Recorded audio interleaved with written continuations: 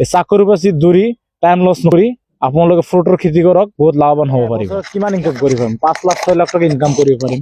তাৰে ভিতৰত বহুত টাইম দিব লাগে, বেলেগৰ আণ্ডাৰত থাকি বহুত কথা শুনিব লাগে। তাৰপিছত আমি চাকৰিটো নাই, দূৰ হ'ব লাগে। আপোনালোকে চাবলৈ আৰম্ভ কৰিছে আধুনিক খবৰ। আজি আধুনিক খবৰ জৰিয়তে আপোনালোকৰ বাবে আনিছো এক ব্যতিক্ৰমী উপস্থাপন। কিয়নো বৰ্তমান ৰাজ্যত যথেষ্ট হাৰে নিবনুৱাৰ হাৰ এতিয়া যথেষ্টখিনি বৃদ্ধি পাইছে। শিক্ষা দীক্ষা কৰিও বিভিন্ন ধৰণৰ চাকৰিৰ পিছে ঘূৰা ফুৰা কৰাৰ পিছতো বিভিন্ন চাকৰিৰ ক্ষেত্ৰত তেওঁলোকে হাবাতৰি খাবলগীয়া হৈছে। তেওঁলোকে চাকৰিৰ ক্ষেত্ৰত ঘূৰি ঘূৰি তেওঁলোকে নিজৰ যি মূল্যৱান সময় সেই সময় তেওঁলোকে এতিয়া সম্পূৰ্ণ খৰচ কৰা পৰিলক্ষিত হৈছে। চাকৰি পিছে অকল দৌৰি থকা পৰিলক্ষিত হয়, কিন্তু অকল চাকৰি বা ব্যৱসায়ৰ ক্ষেত্ৰতে ঘূৰা ফুৰা নকৰি আন খেতি কৰি যে স্বাৱলম্বী হ'ব পাৰি সেয়া আজি আপোনালোকক দেখুৱাম। মোৰ কেমেৰাৰ সহযোগে আপোনালোকক দেখুৱাব। মই বৰ্তমান উপস্থিত আছো দলগাঁৱৰ যে বুঢ়ীগাঁও আছে, বুঢ়ীগাঁৱৰ আলিকাষ গাঁৱত মই উপস্থিত আছো। এজন শিক্ষিত যুৱকে এনেদৰে জেহৰুল হক নামৰ এজন যুৱকে এনেদৰে 10 বিঘাৰ ওপৰত বিভিন্ন ধৰণৰ বগৰী খেতি কৰি এনেদৰে স্বাৱলম্বী হোৱা পৰিলক্ষিত হৈছে। আপোনালোকক মই দেখুৱাই আছো কেনেদৰে গছত এনেদৰে লাগি আছে, থোপে থোপে লাগি আছে এনেদৰে বগৰী আপোনালোকক দেখুৱাই আছো। বিভিন্ন প্ৰজাতিৰ বগৰী খেতি কৰা পৰিলক্ষিত হৈছে। বিভিন্ন প্ৰজাতিৰ বগৰী খেতি এনেদৰে কৰিছে তেওঁলোকে। এনেদৰে বগৰী খেতি কৰি নিজে সংস্থাপিত হোৱাৰ উপৰিও আন তিনিজনকো দিছে সংস্থাপন। সেয়া আপোনালোকক মই দেখুৱাইছো। এইজন হৈছে জেহৰুল হক। জেহৰুল হকে এনেদৰে তেওঁ খেতি কৰি নিজে স্বাৱলম্বী হোৱাৰ উপৰিও আন তিনিজনকো দিছে সংস্থাপন। মই আপোনাৰ ওচৰত আহিছো দাদা, কি ক'ব? যিহেতু আপুনি এজন শিক্ষিত যুৱক হিচাপে এনেদৰে চাকৰি পিছে আপোনালোকে দৌৰা ফুৰা নকৰি, ঘূৰা ফুৰা নকৰি, চাকৰি পিছে সময় অতিবাহিত নকৰি আপোনালোকে এনেদৰে খেতি কৰিছে, খেতিত লাগিছে, কি ক'ব? চাকৰি পিছে ঘূৰিলে চাকৰি বেলেগৰ আণ্ডাৰত থাকিব লাগে।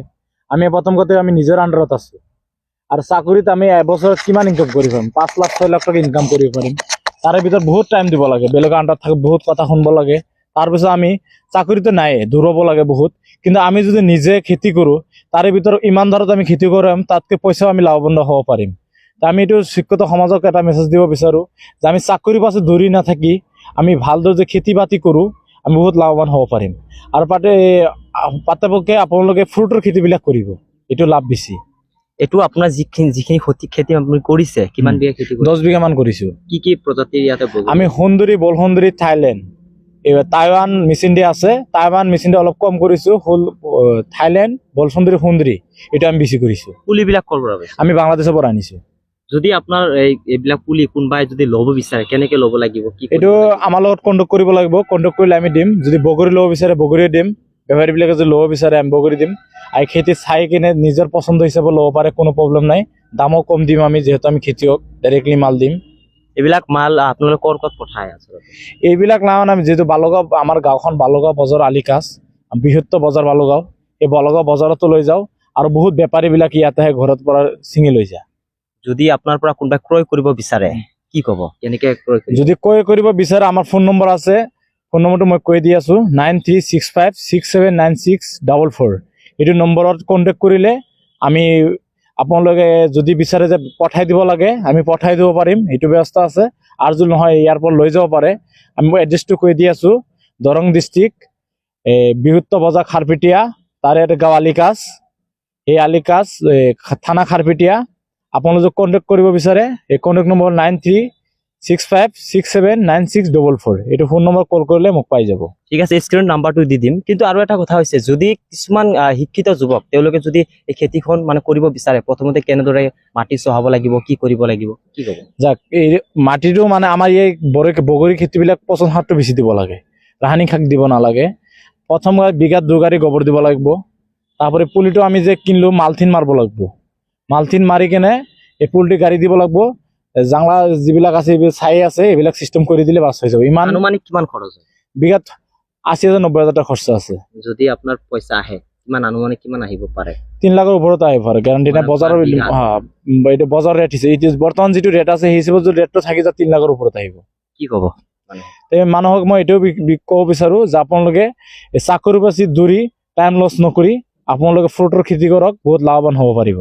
ঠিক আছে, আপোনাক ধন্যবাদ জ্ঞাপন কৰিছো। এইজন যুৱক আছিলে জেহৰুল হক।